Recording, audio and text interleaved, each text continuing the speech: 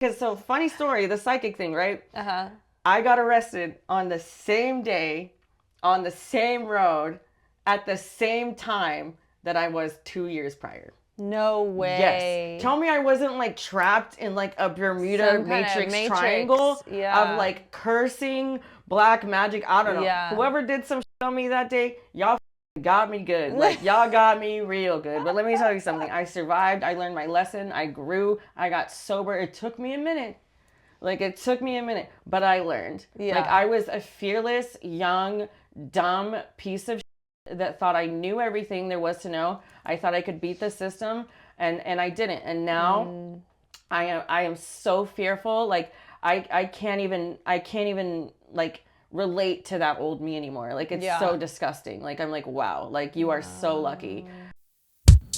Hey, welcome back to That's What He Said. I'm your host, Natalie, and this is a podcast about dating. Before you watch, make sure you subscribe, follow, like, comment, rate, review, and share the show. Let's find out what he said. Okay, cheers. Cheers. Cheers. Okay. Sober cheers. Sober cheers, yeah. Sunnie Ray, welcome to That's What He Said. What's up, you guys? Is Sunnie Ray your real name? No. I didn't think so. You don't tell people your real name. So no, my real name's I've been saying it for a while. I said it in like my stand up way back in the day that like people knew me for, but my real name is Sundasrofiab Aziz. Oh my gosh, that's a mouthful. Yeah, it's like really long, but my first name means the sun rays that shine through the silk fabric of heaven. Wow. And I believe it's green. I think it's the color green too. But yeah, that's what profound. So that's where I got Sunnie Ray from. Yeah. So. I feel like that's very representative of your like spiritual in tuneness too. Yeah. So tell people who don't know you, obviously a lot of people do know you, but like what's your backstory? How did you get to where you are today? All the crazy things that you've done, reality TV, podcasting, everything. So I guess I will start with the TV stuff because that's how most people know me. And that is actually something that's been a thing that's been coming up quite often is people when they meet me and they're actually getting me by myself, like separated from Scott, separated from, the TV stuff, separated from my mom. They're like, wow, you're so different than what, I knew you as. And then I realize, oh, they've only seen, TV Sunnie. And so, surprise, that's not how I pay my bills. Like that is from TV. That is not how I will say that is not how I got my following. That is not how, I got my business. That is not how I met my man. Like that is something that is such a small portion of my life that does tremendously help me. It does help my following. Like it does help me meet people. And, it does help all of those things like with book sales and whatnot. But do I really need that to, be Sunnie Ray? No, it didn't do that much for me, and like, I'm still trying, like putting my foot in the door every single day. So the people that are just now seeing who I am, like they've probably seen me over 38 times before, like on their TV screen, like especially here in Houston, but they're just now realizing like, oh, you're Sunnie Ray. So I own multiple businesses, which I really don't like talking about because, like, this morning I came in and told you what happened. Like, when people find out that I'm the owner, they tend to not pay, try to get a better price, like, try to get stuff for free, sponsored. But, like now, I mean, I've come so far and, like, yeah, like, I own multiple businesses. I own weight loss clinics. I own body sculpting businesses. They were separate and now they've both merged. I have... And what's that company called? It's called Sculpt Beauty Bar. Sculpt Beauty Bar, And so also that's businesses underneath Sculpt. I'm my own competitor in Houston and Austin and Dallas. So I have 4 different companies that are different names that are exactly like me and they are mine. So I am my own competitor. Wow. I was partnered with other med spas here in Houston that I'm no longer partnered with. But essentially 2 people that were my biggest competitors, I went and partnered with them and made sure that they were getting their GLP-1 medications through me and my MD. And so I was losing business to them. So I'm not associated with them anymore. So we only... So you did the sMothered show, then there was another show, right? So I did, but before, Yeah. so before Smothered, I guess we can start from the beginning. The first reality show I ever did was Tattoo Nightmares Miami. Okay. That That aired. sounds funny. It was so hilarious. It was so Did hilarious. you have a tattoo nightmare? Yes, I did.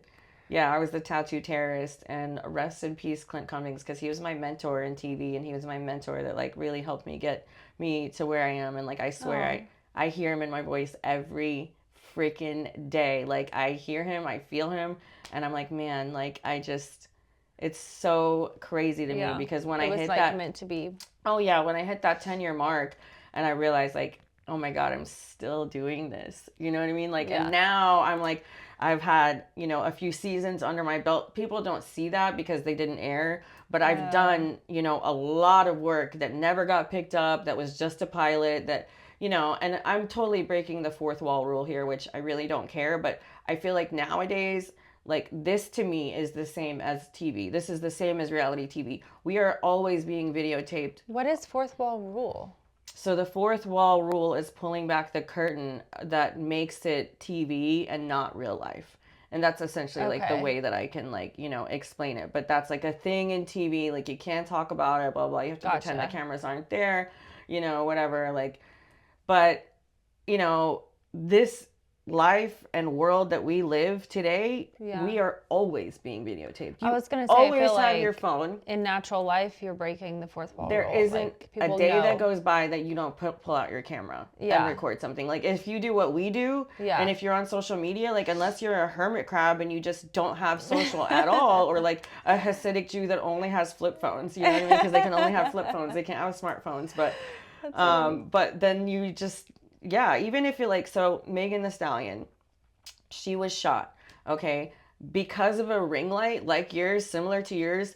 That's why her shooter was convicted, because that was recording. So if you think about it in life, we're always being recorded. For sure. Even without our consent. You know, you don't know what's going to happen if it's someone's... so different now than it was like when reality TV started, where like nothing was recorded. Right. So watching people like in real time was like, oh my gosh. Like, So for me, there is no fourth wall rule in life. Like, especially because the last big thing that I did was Smothered, and that was 100% so organically like me and my life. Like I did not feel like we were filming a show. And then there was so much more to that show that you didn't see, you know, about me and my life. But it's like, I don't know how much airtime we got per episode, but it's like you have to think about, it's like 22 minutes of, you know, 3 months of my life. Right. You know, so... Yeah. So you did that, and then you moved into owning businesses. So you have Sculpt Beauty Bar. Yeah. And you have your own podcast now. Yeah. So I have my own podcast. It's called Ask Your Mother. Which I did. You can go back and watch our episode. Yeah. It's very interesting. We had a good conversation. All over the place. It's so organically me. It's all over the place. It's, you know, it doesn't really have a niche. Everything that I want to talk about, we talk about. So that's what I do. So you mentioned that you're not like, you don't pigeonhole yourself into like a niche. Mm-hmm. Why is that? Because I feel like if you're a true entrepreneur, that there is no such thing as a niche, that your niche is the current project that you're working on. And real, true, like big daddy entrepreneurs like Gary Vee, who was my, you know, my mentor in entrepreneurship. Like I literally read his book whenever I wanted to quit bartending because I caught a case. And I couldn't bartend. Like it was like, you're either going to have an ankle monitor on and you're going to go bartend, or you're going to stop bartending because you cannot do that anymore. And you have to join a program, you have to join AA, you have to do all this. And I was like, all that other stuff at the time was like, you know, trash to me. But I was like, how do I get out of bartending? Like, how do I do this? And I was doing TV at the time. I had all these other little side hustles, but nothing was paying the bills like that quick money and, you know, comfortability that I had with bartending, that bartending did for me. And so I came across Gary Vee, and I was like, the 20K challenge. I was like, all right, let me try this. And who is Gary Vee? He is like the entrepreneur that's just like known for, you know, doing so many things. And he started Wine Library, and like people tell him, oh, don't do that, blah, blah, blah. But you definitely need to, he's kind of similar to Mel Robbins, but he's definitely more of a entrepreneur and business, you know, savvy mindset. And so I just kind of started following along his footsteps, and I overnight accidentally became a flipper. Like eBay was my thing. Like I was in resell, reselling stuff, flipping stuff. I didn't have anything. Like I had nothing to sell. So I hit up my family members and I was like, hey, do you have anything you want to give to Goodwill? We'll get to Goodwill in a little bit. Okay. But I gathered all their stuff and then I sat there and I listed every single thing. And before I knew it, within a month, like not in 1 month, but not within 30 days, but within 1 month's time, in my best month that year, I made $55,000, like kind of by accident. And I was like, whoa. And I made so much money that eBay didn't even allow me to have one account. So then I had to start an account in my mom's name, my friend's name, and all this other stuff. Oh, wow. And so that's how e-commerce kind of started. And that's actually how I learned how to become my own competitor. And, that makes sense. Yeah, because you had multiple accounts. Yeah. So then I started getting into, flipping things bigger, like on Shopify and Amazon and e-commerce. And, that just kind of blew up. And when I say blew up, it didn't just kind of blow up. It was because of my hard work. Like nobody gets that lucky. Like I don't know anybody else that can list over 168 items without AI or, whatever besides me. And I did it drunk. Like, I don't know how, but I did. And that was in 2016. So now fast forward, I invested every single dollar and then more into starting a med spa business, which that was, started out as a body sculpting business. I bought one machine. I had a little curtain in like some beat up from the feet up, a little dusty, spray tan place. And, I did that. Like my best day was $11,000 by myself, and I was like, "Jeez, I'm out of here. Keep the curtains." I got robbed anyways from the girls I worked with. Like, they still doing the same shit. Like, good luck to you. How much does that cost? How did you make $11,000 in a day? Did you know that, according to the experts, you should be pooping 1 to 3 times a day for optimal health? Anything less than that is considered chronic constipation. This is why you look bloated all the time or have that stubborn pudge below your belly button that never seems to flatten. Hot girls have tummy issues, am I right? There are so many natural solutions to poor digestion and gut imbalances, like a good probiotic, which I personally take every single day, a clean whole foods diet, and my personal favorite, doTERRA's Digest Zen Essential Oil Blend. I am an absolute slut for doTERRA's essential oils, which are the purest on the market and I've been using for years. I use them literally every single day and I won't travel without them. Their blends, like Digest Zen, are curated for a specific symptom, in this case, constipation. I apply 2 drops to my belly right where my colon and intestines are in a circular motion every night before bed. Like clockwork, every morning within an hour of waking, I have a nice, smooth, large, healthy-looking bowel movement. Boys, I know some of you like to think girls don't poop, but we do. And we should all do it more often. So head to my doTERRA link in the episode description to order the Digest Zen Blend ASAP and get 25% off for an entire year. That link is my.doterra.com/TWHS. And again, it will be linked in the episode description. Thank me later. So I sold packages, body sculpting packages. And then I don't know, like I manifested it. I literally did. I said, I wonder if I could make $10,000 in a day. Jeez. And I did. And I was a day late, like in my goal, but I still did it. And so then I was like, okay, you crazy bee, like you are, wild. But so then I did it. But and also during this time, I was also fighting a case. So what was the case? It was a DUI. Okay. So I will tell you this, like when you're thicker, it takes forever for you to be able to pass a hair follicle test if you used to be a heavy weed smoker. So every test I failed, like I got like another strike, and then like it was just everything that could go wrong went wrong. And so it's legal, like the legal fees, public information.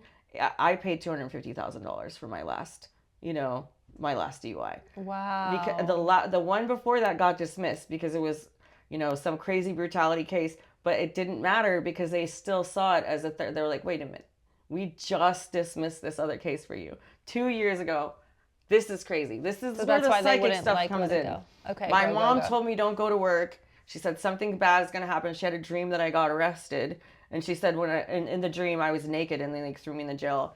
That is actually what happened. Like I was wearing booty shorts, like, and I remember I was like just wearing this like outfit, and it was like so trashy, like, and I was working this event. Did she have the dream before? She had the dream before, and she told me don't go. She literally told me don't go, and I went anyways. And it was right after Clint had passed away, and it was the worst part of my life. I should not have been leaving my house. I shouldn't. Damn. I shouldn't have been leaving my house. I'm so lucky that I'm actually alive, and I'm so lucky that I didn't kill somebody else. Did you get in a wreck? No, I didn't. I just got arrested. I was speeding, listening to Britney Spears, and like that time I'd been arrested so many times so that like fitting, I just smiled at the cop. I smiled at him, like, and I almost like was gonna go hug him, and I was like, let's just go, man. Let's just go. Like I already know what I did. Take me home, baby. I was like, let's go. Like, and then he was like asking me about my tattoos and stuff. He's like, man, this sucks that I have to arrest you. And I was like, yeah, I know, man. Like, you're like, you don't have to. I was like, but yeah, so that was the big case. So that was a big case. Okay. And so, yeah, and I like, it was the fire under my ass of you might lose your kid. You've now on your whole life. And you don't know what you're going to do. And I was filming a show for MTV at the time. So if they found out about that case, and actually the casting lady called me and she goes, it says that you're in prison right now, Sunnie. And I was like, what? That is so weird. I was like, no, that is from 2 DUIs. Like, I mean, 1 DUI ago. I was like, it's weird because, so funny story, the psychic thing, right? Uh-huh.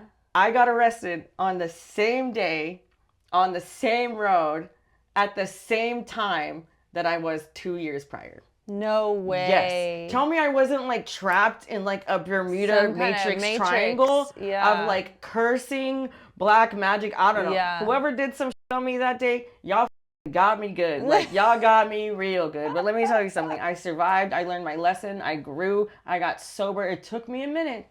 But I learned. Yeah. Like I was a fearless, young, dumb piece of that thought I knew everything there was to know. I thought I could beat the system, and I didn't. And now I am so fearful. Like I can't even like relate to that old me anymore. Like it's so disgusting. Like I'm like, wow, like you are so lucky. But yeah, that's kind of why I had to make money. Like that was the reason. So like, and that's so from that case on is when you got sober. Yeah. Oh no, not from no. Oh no, I got sober. I got sober February 14th of last year. Okay. Yeah. Okay. So was it kind of a off again, on again things before then, or you were just? Yeah, it was an on again, off again thing. And so usually for like every religious holiday, like even if it's, whatever, like people don't think to fast on that day. Like for Lent, for example, I would always pick, taking alcohol out and just trying to be sober. And I would do these detoxes maybe once, maybe twice a year, like dry January, whatever. But I was counting down the days until, it was over. Yeah. And I just knew how successful I was beforehand, know, and I just thought, okay, if I get sober, like how can I really like live my life, you know? Like, because how much better would I be if I took that one thing away? And I should have brought tissues because I knew you cry. I know, I'm like, this is the one I'm not gonna cry. Like, I it's weird, but a lot of people, they don't really like the sober people that like talk about God or like religion and stuff like that. And like, I don't really like to be, to a certain thing, or, there's people that wake up and they study the Bible and that's amazing and good for them or whatever. But I'm so much more, spiritual with myself and just a relationship with like the universe and environment around me. You can call it what you want it. You can call it like your safe zone or whatever, or your holy place, or, you know what I mean? But everyone has their church, if you Right. will. And so I just really needed to get, and when I say drugs now, like I don't really mean like hardcore drugs like meth and heroin, but like I mean the prescription drugs that I was always prescribed to. I needed to get drugs and alcohol out of my house. Like I needed to. Like I needed to make my home like my safe zone and my church and like my holy place. And that was the first thing I needed to do. And to get it out of my house, I had to get it out of my body.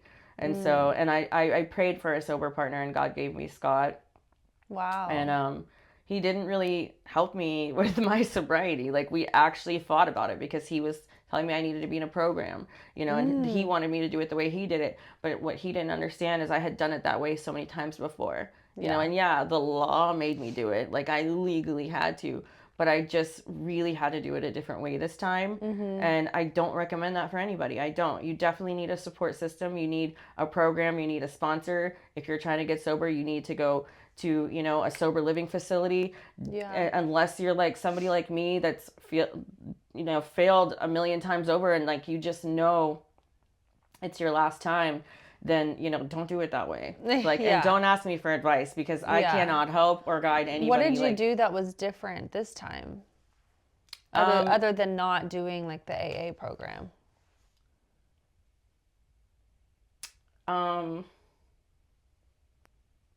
It's just scared of doing it, not doing it. Like my fear of dying and not being sober, honestly. Like it's so weird the way that I think, and it's so unhealthy, but like every day I ask myself, like, if this is how you're gonna go, like, and this is how like your family's gonna find you, you know, like I just want it to be like, you know, you had like a different perspective. Like I just thought, like, I literally, I don't know, it was one comment that someone asked me, and they said, like, do you really want to be sober for that long? Like, because Scott was wanting to be a dad, and he wanted to have a baby, and at the time we were trying. And she was like, do you really want to be sober for that long? And I remembered that was my favorite part of being pregnant. Was being sober. Wow. Yeah. That's amazing.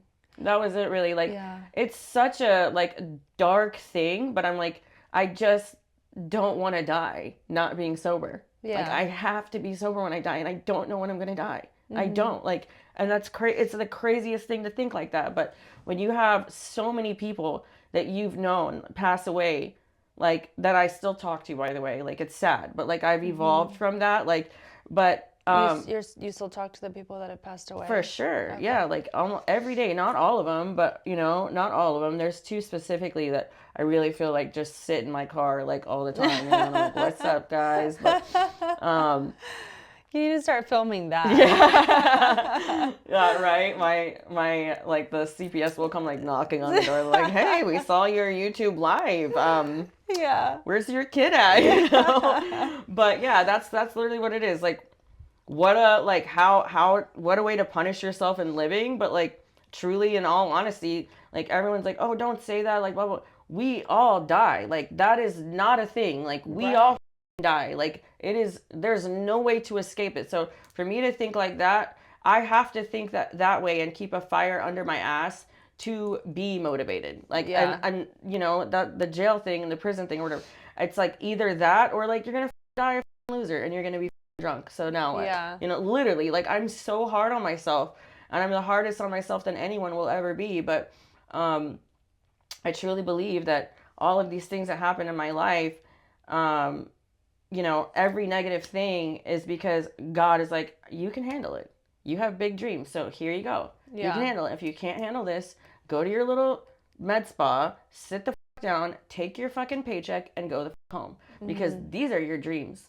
You know, these dreams that are too big to even say. But like I said, the thing that I asked for just came in my lap, and I don't know anybody that's had dreams come true like that they literally cry out of fear. I told Scott, I was like, I don't know what to do. Like, and he's like, you got what you wanted. And I was like, but it was so easy.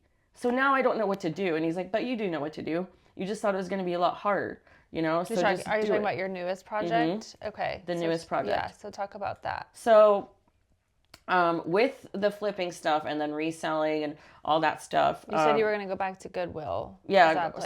Okay. So we'll talk about Goodwill. So kind of, this is also like how that started too, was I was very upset because of one of my friends made a comment about Goodwill. We talked about reselling stuff and having a thrift store and all that other stuff. And I said, what if we bring the online shops to life? One, shipping is the highest it's ever been now.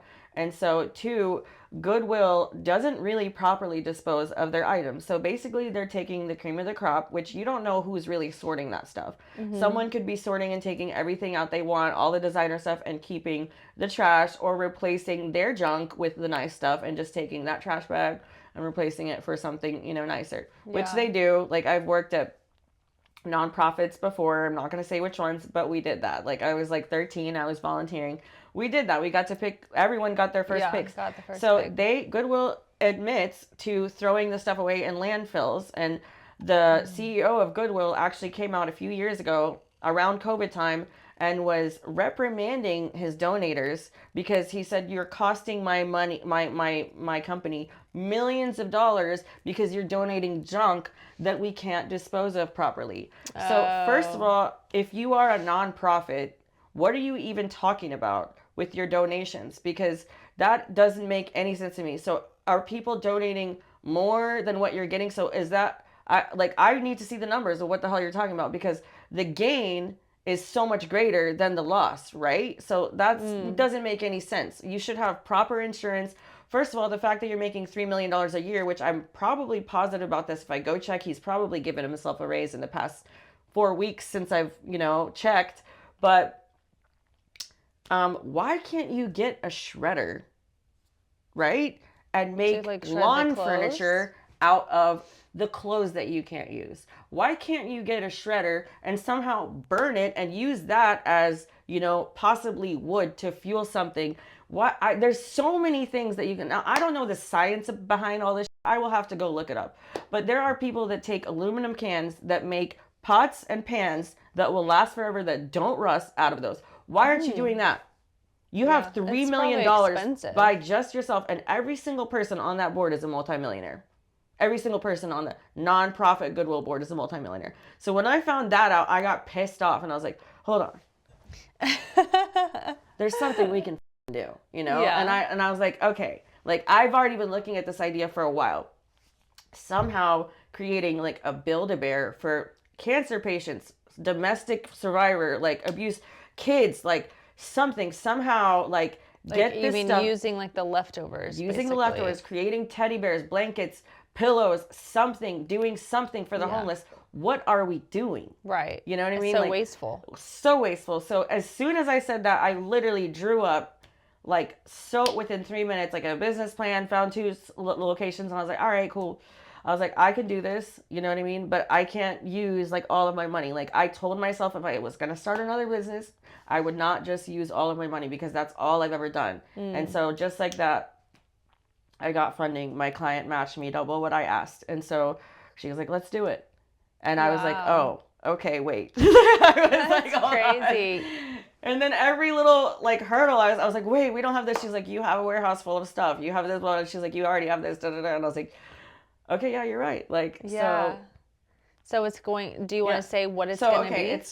It's called Remix Avenue. The store is going to be called Remix Avenue. I love that name. We're so cute. We're shooting to try to open in 77008 area. Okay, that's close so to here. That's supposed to. I'm praying. I didn't really want to say it, but I'm praying. We're hoping for that, and we're shooting to be having our soft opening hopefully by. I don't know. I'll say 3 months from now, but okay. I don't really want to because when you say it seems to be happening. I really wanted to, like, the end of April to be able to get the key for the location. So we'll see if we can do that. I know that a lot of it's going to be under construction, but we're in between like teeter-tottering between 2 places, and like the electrical we're having some issues with. But yeah, we are taking donations. We are officially a nonprofit.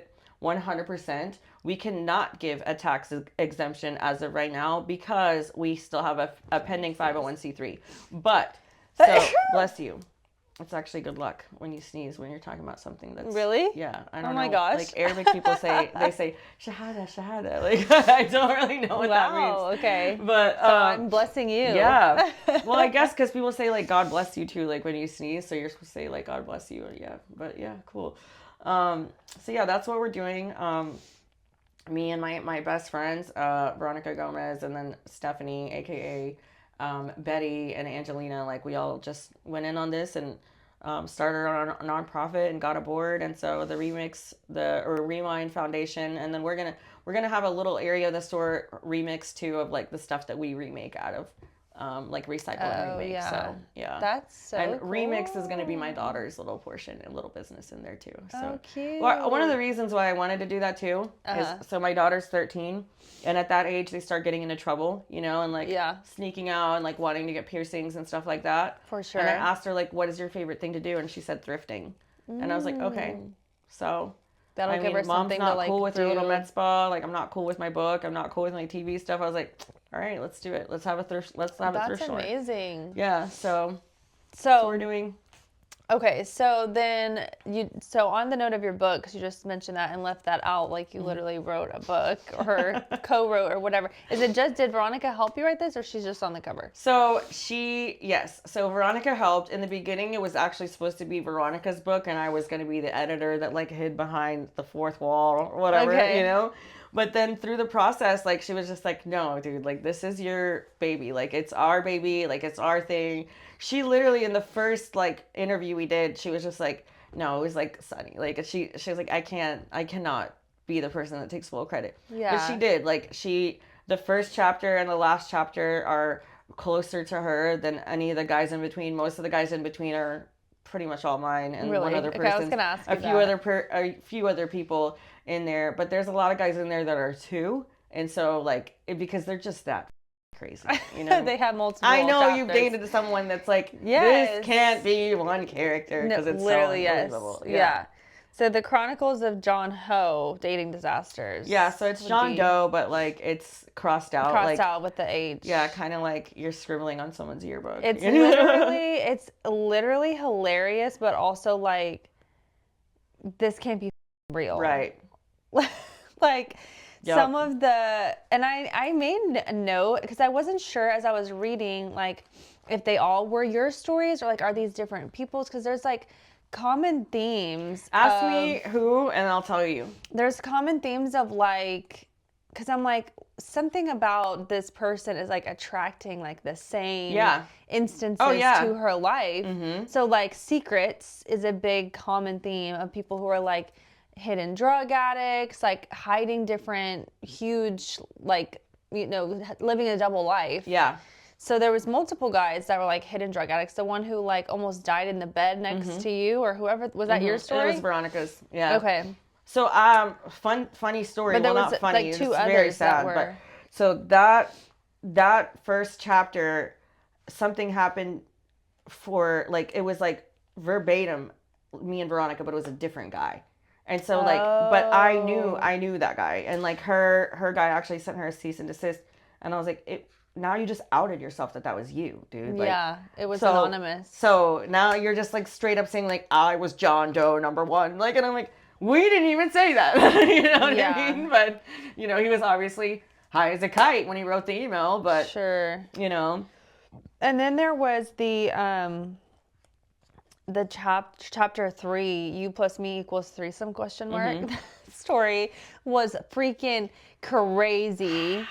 And so it's basically, to summarize for y'all, it's like the girl wants to like do something spontaneous, links up with two people, I guess, from the internet, a married couple, to be there, like they call it like a unicorn, right? Yeah. If you're like not married, like, but you want to swing with them or whatever. I went down a swinger rabbit hole on TikTok one time a few years ago. I was like, oh my gosh, this is crazy, a whole crazy world. But then they like get sloppy drunk and she leaves her dirty tampon on the couch and there she's like puking. And so nothing ever goes down because they were just like messy and someone was crying, I think maybe. Yeah. Yeah. So was that your story? Yeah, that was my story. What did you like? That was so Wow. close to being so recent in my life that I'm like, I'm Really? getting so grossed out because I remember that tequila too. Like that was like, I don't even want to say because I don't know who's gonna hear this and they're like, oh, that was us, you dumb bitch. Like, you know, I'm like, yeah, that was you, man. Like, Yeah, you're in but here the girl after will 3. know. The girl will know. You know what I mean? Really? Because it's like, unless she was that drunk that she didn't know, like if it just like plopped out, you know. But Oh yeah. Yeah. I mean, Yeah. obviously she had to have taken the tampon out, like thinking knowing something's about to go down, you right, know. but like go to the bathroom. Right. Like leaving it on the couch is crazy. Mm-hmm. What? Yeah. So this is how unbelievable it is. That actually happened to me twice. In both like scenarios was a threesome scenario. But Didn't it was you tell me that things always happen to you twice? Yes. What is that? And It's the the arrest thing, weirdest you thing. said the arrest was like 2 times in the In same the same day, in the same freaking day, on the same time. Like you look at the arrest and you're like, hold on a second. That's why I was able to lie to MTV. That's how I was able to lie. I was like, that's like, weird. it's I was just like, the wrong year. They're like, man, Texas is weird. They need to get it together. Like, I'm like, I know. Oh my God. And I'm like, but the thing is, And I this was happened doing twice? I was doing community service, so it showed I was in jail. Like, Oh. but I wasn't. So I was only going into the weekends because I did the sweep. Shout out to the sweep. You know, and for my nonprofit, I plan on being able to do volunteers too because I want to give people a second chance. Oh yeah, that's a good and so idea. that's another thing that what we're doing. But you know, Yeah. whatever. But yeah. Okay, so tell how this swinger thing happened twice. So the first time that it happened, I was like 18, and it was actually my girlfriend that left the tampon, but it was in someone's bed.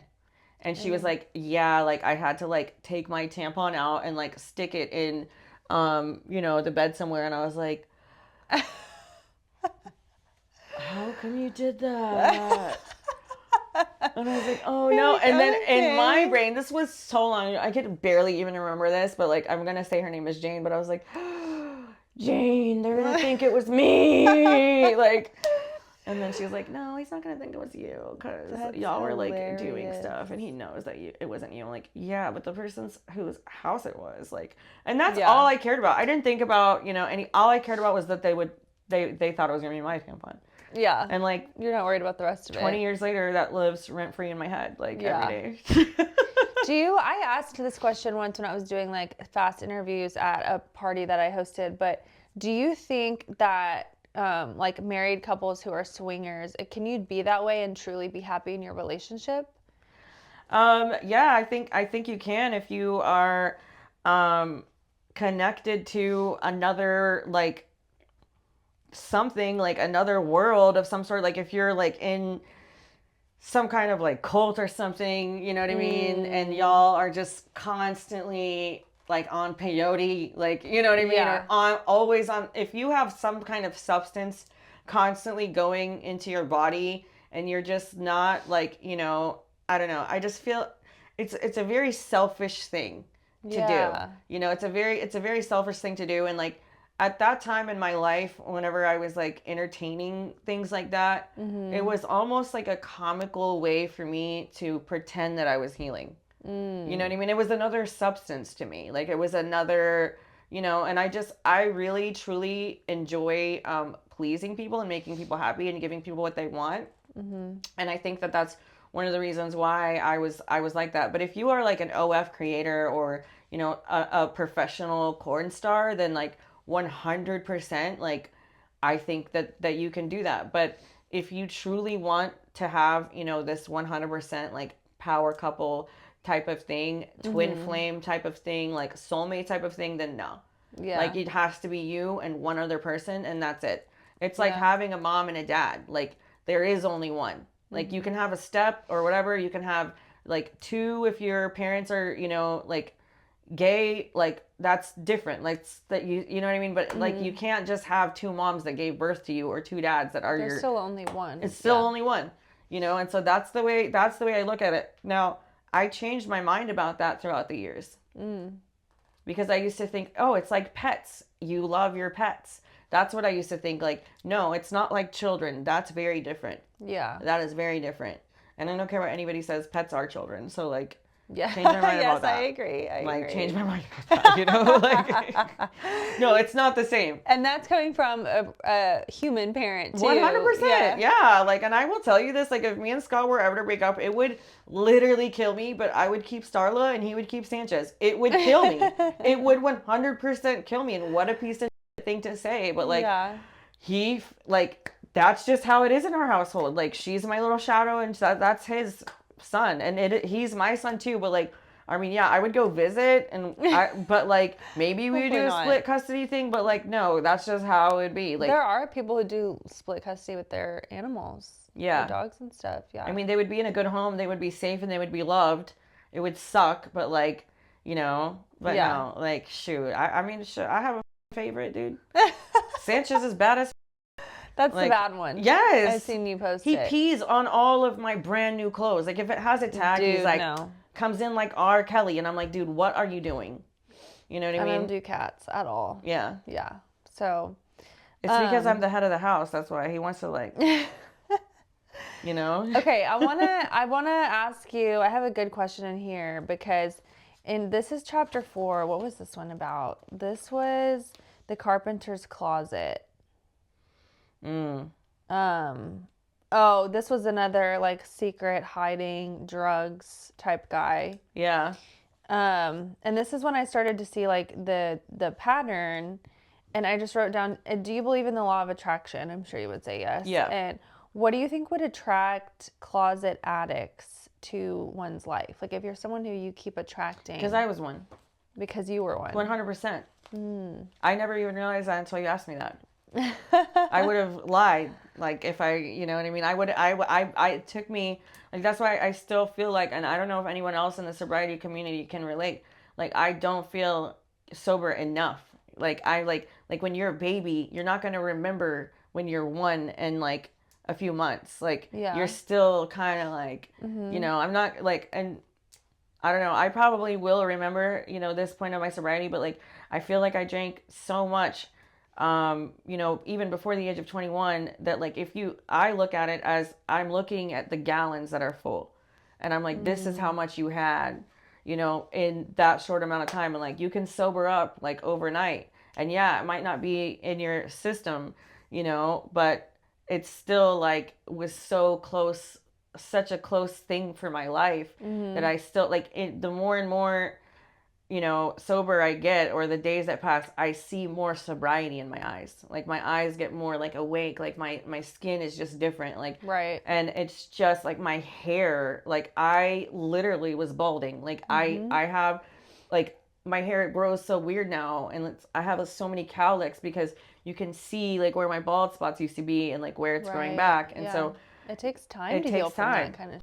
Yeah, it takes time. So like I still feel like I have fake night sweats and I still wake up naked because I think I'm hot and I'm not, and I'm like freezing cold, and like Scott puts like 3 blankets on me. He's like, why do you always have naked? It's just out of habit, like muscle memory. I just, you know, I don't know, I just do it. Like doesn't matter how cold it is. Like that's funny. The weirdest thing. Yeah.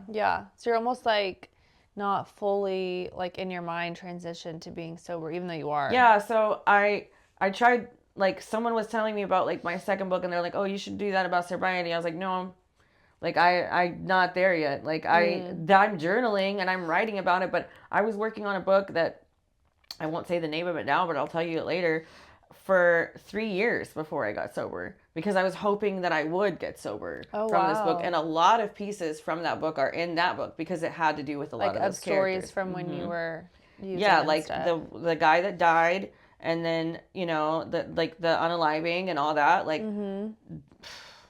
yeah, it's just those stories, and then like it's just insane. Like you wouldn't even believe like some of these stories, and that these things I was like reading this on a plane days. And I was like, it feels made up. Some of it feels made up.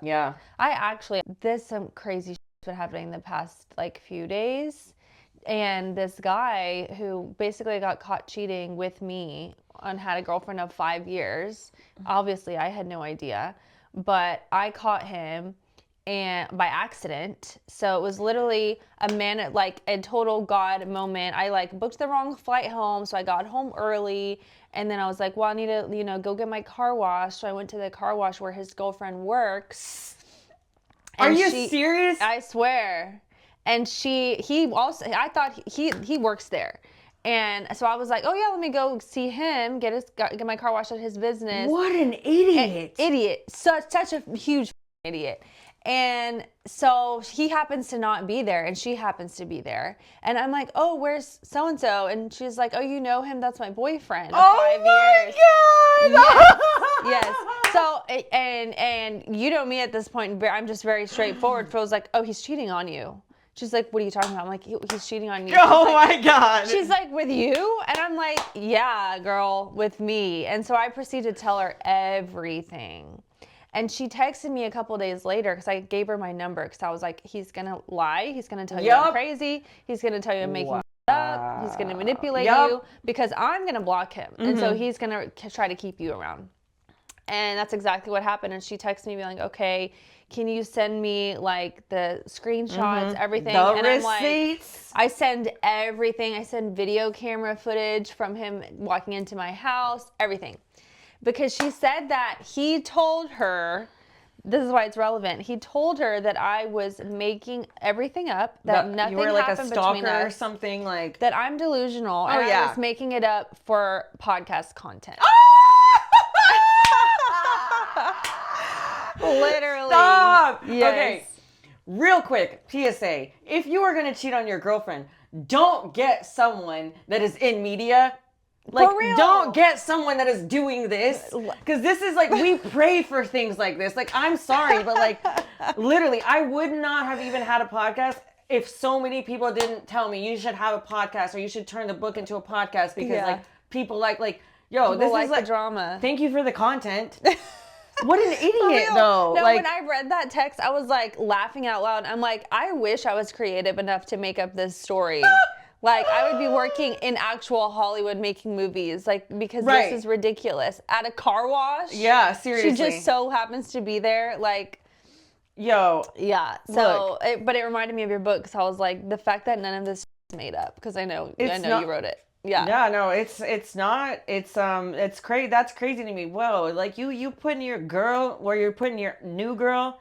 So what do you think was gonna? I guarantee you that's not the first time that's happened to him either. Definitely not the first time he's cheated. I don't know if I don't think it's happened like that. She was very stunned, but also I'm just like, how stupid are you? Because like he knew me well enough to know my personality, and that like I'm just like. I love everybody. I'm friends with everybody. I can talk to a brick wall. But when you cross me, you are dead to me. Oh, right. And I'm going to tell everybody what you did. Like, and you, on top of that, you do that to someone who has a podcast that's like growing and blowing up. Like, bro, like I literally did an episode 2 weeks ago about cheating. Like, how stupid are you? We're from the same hometown. We know all the same people. Oh my God, it's about dating and telling, like, just you're so that also makes me think he's like a serial cheater because he was way too confident. Like, you have to have been doing this. I think he like low-key was getting off to that, and he was like, I'm gonna get away with this. You know, like the people that shoplift that don't need to, they have like thousands of dollars like on them and they're in their bank account. They just want to go shoplift for no reason, like just because they get off to it. That's actually funny because when he was really young, he got arrested for shoplifting. And he says it was his friend that he was with who did it. It was a situation like that. Like, she was rich. He was working at the place. It's always the friend. No, man, I did that shit when I used to work at Hollister. Like, and I remember I did it one time and I let my friend come up to the counter and I fake rung everything up, and then I swiped her credit card that didn't work, and then she walked out, and then the GM called me and I was so scared. I never showed back up the next day. It's like y'all were in on it, dude. Like, that's not a thing. Yeah. Well, especially now, I just don't believe anything he says because everything was a lie. Right. Crazy. Yeah. Tell us about Scott, because like obviously y'all are like actually married and you've been together for a while. You seem happy. Yeah. So we need some positivity. So give us some hope. I feel like this is like some advice to people, I really do feel like there's a thing that's like the anti-vision board, essentially. So you write down all the things that you don't like about the people that you've dated, all the people you've dated, describe them, all the like horrible things they've done, which that's where the book came in. And as soon as I finished that and I put it away, almost like a burn book, Yeah. it was like God opened up the door and was like, here's this man that, Wow. I just had to, unlove all these people that like I gave love to. And, which you can never take love away. You can stop loving them, but you can't go back in time and take the love away that you gave to someone. Right. There's no such thing as that, unfortunately. Yeah. It's That's why they just, say love never dies. Right. Like that lives yeah. on. Yeah. It Yeah. can expire, but Sure. like you can't take the milk back that was already drank from that, Yeah. carton. Like, and so, I had to do that. And then Scott, and it was so funny. Like, I cannot wait for us to have like an actual wedding so I can pull out my little like drunk scribbles because I like misspelled everything. And I was like, I wrote down, exactly what I wanted. And I literally said injured athlete. And I said blue eyes. That's so random. And I also Injured said something athlete. really, I wanted like, cause it was like a joke in my stand-up comedy, like somebody that like was injured that can't play anymore, like an athlete that like maybe had an injury that can't play anymore. Okay, gotcha. And I literally said like, no That's kids. very clever. No kids, blue eyes, and like, here comes Scott. And like, I was falling in love with him and I had no idea. And someone was like, yeah, I think that Mets guy kind of likes you. And I was like, who's the Mets guy? And they're like, oh, Scott. And I was like, wait. He played for the Mets? I thought he was a big baseball fan. And they were like, oh yeah, the baseball guy. And they kept saying baseball guy. And I was like, okay, yeah, like I saw that he had like a Mets thing and I was like, okay, great. Like he likes baseball. Cool. Like Yeah. great. So like every Go other guy. sports, Yeah. like and they're like, no, he played for the Mets. And I was like, wait a minute. Whoa. I was like, wait, he was an athlete? And then I was like, did he get injured? Like, and I was like, Does he have blue eyes? yeah, that's why whenever I met you, I was like, wait a minute, are you Jewish? Like, because these things, they happen. I'm like, okay, Yeah. okay. Like, I see what you're doing here. Yeah. But yeah, and it's funny because I even put on there like childlike and kind of stupid. Like, and I know people were like, oh, that's so like, It's but so mean. it is mean. But I wanted someone that wasn't a know-it-all. Because all the guys that I dated were like, they were very, very intelligent in certain areas. And I just wanted someone that was like, I don't know. And he is literally like that. He's like, I don't know that. Like, I have to learn it. But he becomes a beast. Like, he knows restaurants. Like he'll dive into Oh, stuff. yeah. Like, he's like me, except he can channel one thing. Like, it's just one thing, and maybe he can do two, like with it. When he was doing his sommelier stuff and then also like transitioning into GM, like that was two separate things. But even then, like he was like kind of losing his mind. But like, I'm like that all the time. So like I'm gonna do that. I'm gonna make an maybe I'll start writing maybe I I'll start will- writing a book. shoot, I will help you, man. Like, yeah, like I will help I have you. a list. I have a list that I made after someone on my podcast said to make a list. That was how he like found his now partner. And I mean, I will say I feel like the last guy I dated, he checked off like 27 out of 30, which is pretty good. And the one guy before that was like 23 out of 30 or something like that. So, but I need to do an list. So the last guy I dated too, like right before Scott, who I was like talking to for 8 months, and he was a great guy. Like, and I really, really, really liked him. Like, and I hate talking about it too, because even like, I don't know why, like, I just feel like in my marriage, like talking about that, like there's no reason to even bring it up because it's like, I'm so in love with Scott now, but I do remember what it was like. And I feel like I'm disrespecting Scott in a way by even talking about this, but like, just for like our sake, like, yeah, like don't let that person that checks off every box end up being that Mr. Right Now that you stay like stagnant wondering, do they like me? What are we? This and that. And that one box that he did not check off, that was the big winning box that I really needed. Well, there was also a few boxes that he didn't check off. And I will say this, whenever I first met Scott, he literally gave me every single dollar in his bank account because my account was frozen and I needed to pay my sister for something. And it was like $450. And I was like freaking out because I couldn't get my order in because I was trying to order like something for work or whatever. And then all of my bank accounts got frozen. And so he was like, well, how much do you need? And then like, I was like, I don't know, like 500 or 450. And he came back and he had $500 and he handed it to me.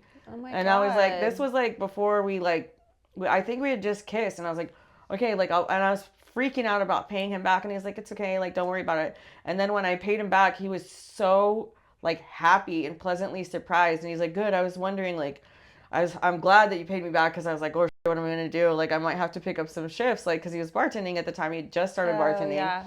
He was only 1 year sober when I met him. He'd straight out of sober living, right? Just got his first apartment, just got his car, like, you know, sober him, like his sober life, not like first car ever, but whatever, you know, like, and I was like, wow. Like, and then when I paid him, I was like, what would you have done if I didn't pay you back? He's like, I would have just like picked up shifts, you know, blah, blah, blah. And he's like, sometimes I make like 500 in a shift, but like, you know, and then I was like, that other guy that I was dating, I couldn't have ever even fathomed the thought of like him being open with me enough for me to like get money, like for him to loan me money, like the comfortability wasn't there. And then like I just didn't know his finances. Like I knew what he did for a living, and like because I'm like a psychopath, Inspector Gadget, like I knew what company he worked for, and I saw like, you know, his ranking or whatever. He was like 13 in sales, and I knew what the number one person made, and so I went and did the math, and he makes really, really good money. Like 6% commission off of commercial like real estate was like the lowest of what the lowest person made like in, you know, his field. But yeah, he would have never like done that. And I'm like, for someone that makes so much less than you to just, and I was like, all right, because that's something I would have done. Like that's who I am. Stupid, you know what I mean? But like selfless and like generous. Generous and selfless. And like that's just how we are. Like he is just that way. Like I could literally call him right now and say, look, I promise you I will pay all the bills, but I need every dollar in your account right now. And I can't tell you why. And like he'll be like, okay. Wow. Because like that's just how my life is. Like some days I need like, you know, like I call everyone. I'm like, hey, like I need this machine or whatever. But that's just how it is. But he trusts me enough, and he's like, all right, you know. Wow. Yeah. So yeah, but girls, like if you don't have that, I mean, I don't say every guy has to be like that and like call me gold digger or whatever. But like I was never. No. Yeah, but you know, in return.